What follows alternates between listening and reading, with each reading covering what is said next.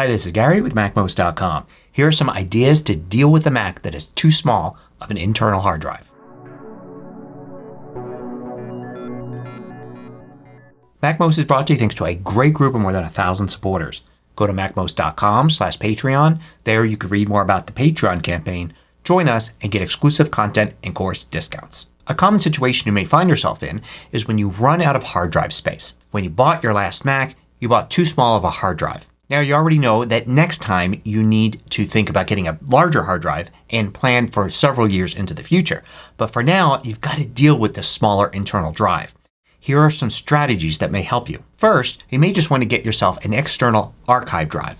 A drive like this. You can get a portable USB 3 drive that you can connect to your Mac and put some files on. So you can take some old files that you have on your Mac, things you're no longer really using but you don't want to delete forever, and move them to this archive drive, freeing up a lot of space. And only keep projects that you're working on currently and things you need to access all the time on your internal drive on your Mac. You usually don't need to get any kind of fancy external SSD that costs a bunch of money.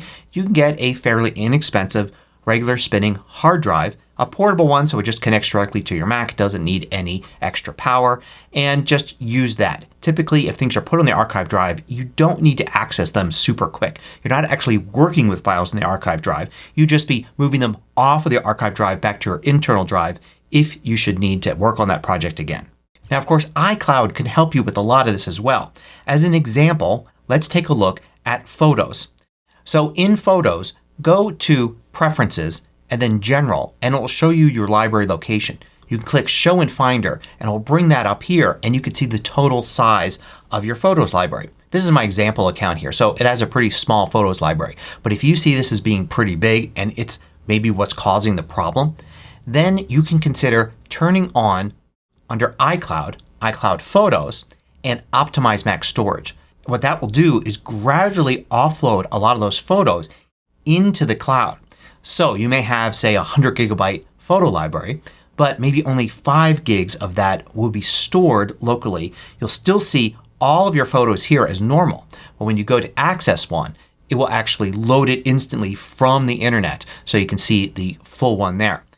This doesn't give you space back right away like within the next couple of hours, but over the next few days it'll gradually offload a lot of these photos and give you a lot of drive space back. Now one problem with this of course is it also takes up space in iCloud. So if you have both the problem where you have limited internal drive space and limited iCloud space, then you may want to consider shrinking the size of your Photos library. Now one way to do this is to keep videos out of your Photos library. So you can go into Media Types here, look for videos, and see what you've got. If you have a ton of long videos here, they may be taking up a lot or even most of the space, but you may not look at these that often. You can drag and drop these to something like an archive drive and just give them good file names and store them there instead of storing them in your Photos library. You may be able to dramatically reduce the size of your Photos library by storing videos elsewhere and only having photos in the library. Now in addition to being able to store your photos in iCloud, you can do the same with your files. So in System Preferences go to your Apple ID and then you should see iCloud here on the left. Select that and you've got iCloud Drive. Under Options you can turn on Desktop and Documents folders, which moves those two folders into iCloud. Now if you have this checked here, Optimize Mac Storage, it will behave the same way that Photos does but with your files. All of your files in iCloud Drive will still appear to be here in the Finder. And you can go in and actually see what's there. But some of them, like for instance these two larger files here, won't be stored on your local drive. Just opening them is enough to download them so you can view them. But it will save you a lot of space. And like with Photos, it takes time for it to do that once you turn on Optimize Mac Storage. But over the course of a few days you should get back a lot of space on your internal drive by offloading a lot of your files to iCloud Drive. Now your iMovie library may also be something that's taking up a lot of space. And you can't really put that on iCloud Drive because they're large video files and you need quick access to them to edit them. But you can actually move iMovie projects to an external drive. When you're in iMovie you're also looking at a library file here. So for instance under File, Open Library you'll see your current iMovie library right there. There are also functions in here to copy to another library or move to another library a specific project. But what I find works best is to put one project per library. So you're going to create something new in iMovie. You start a completely new iMovie library. You store everything, all your clips, your one project probably in that library there, and then it's a simple file that you can now easily move. So in my home folder here, if I go to Movies, I can see my iMovie library. And if all I have in this is a single project with the clips for it, I can easily rename it something that makes sense, the name of that project, and I can drag and drop it as a single file to an external drive. That's usually what we want to do when we finish an iMovie project. We're done with it. We've exported it. We've uploaded it to YouTube or shared it with friends. Now we can take that one library, put it on an archive drive, store it there, and create a new iMovie library for the next project. Now you can also offload apps. So if I look here in Launchpad, I can see all the apps I've got.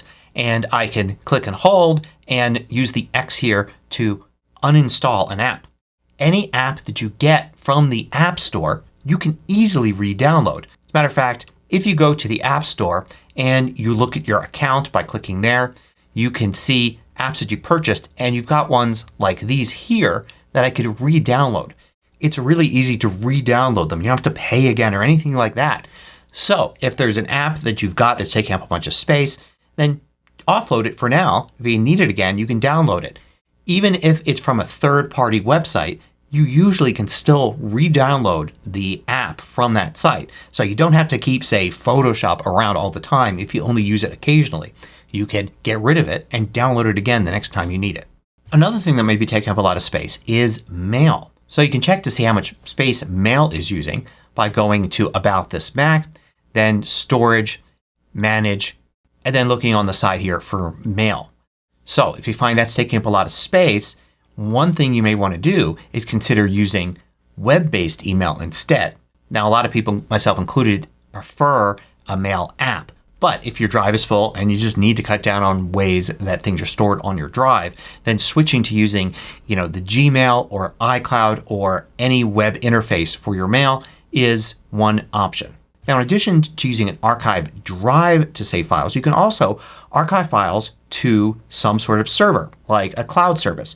Now typically when you use a service like iCloud, Dropbox, Google Drive, and so on, the files are on your local drive and also on the server. And you could set them to offload and it does it kind of automatically. But you could also use a cloud service just to have those files there.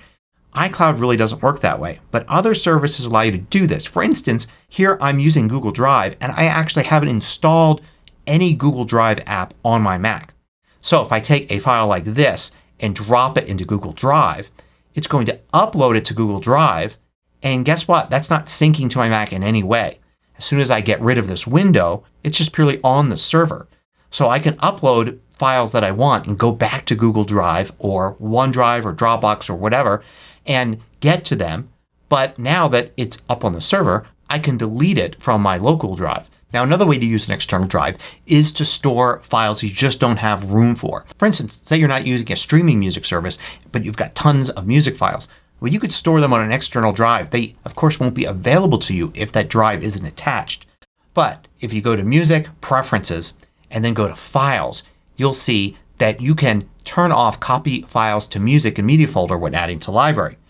That way you can have your music files on an external drive saved to folders, and when you import them into the Music app, the music stays on the external drive even though your library is updated to point to those files.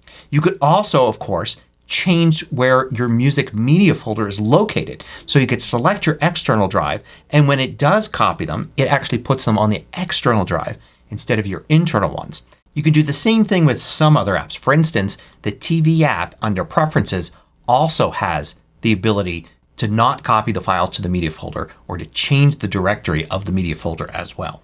Now here's one final technique, because if you've got an internal drive that's too small, chances are even doing all of the stuff you're still going to go and keep hitting your limit. So you need to just do spring cleaning of your drive a lot more often than other people do. To do that, go to About This Mac, go to Storage, click Manage, and then here it's going to give you a lot of tools here on the left for figuring out things like which are the largest files, which apps take up the most space, what extra things you may have like music creation libraries and things like that. Plus it's going to give a list of recommendations here of things you can do to save space. You're going to need to do this on a regular basis to keep the drive's contents under control. So there are some ideas to deal with a small drive until you get your next Mac. Hope you found this useful. Thanks for watching. If you liked this video, click the thumbs up button below to let me know. I publish new tutorials each weekday. Hit the subscribe button so you don't miss out.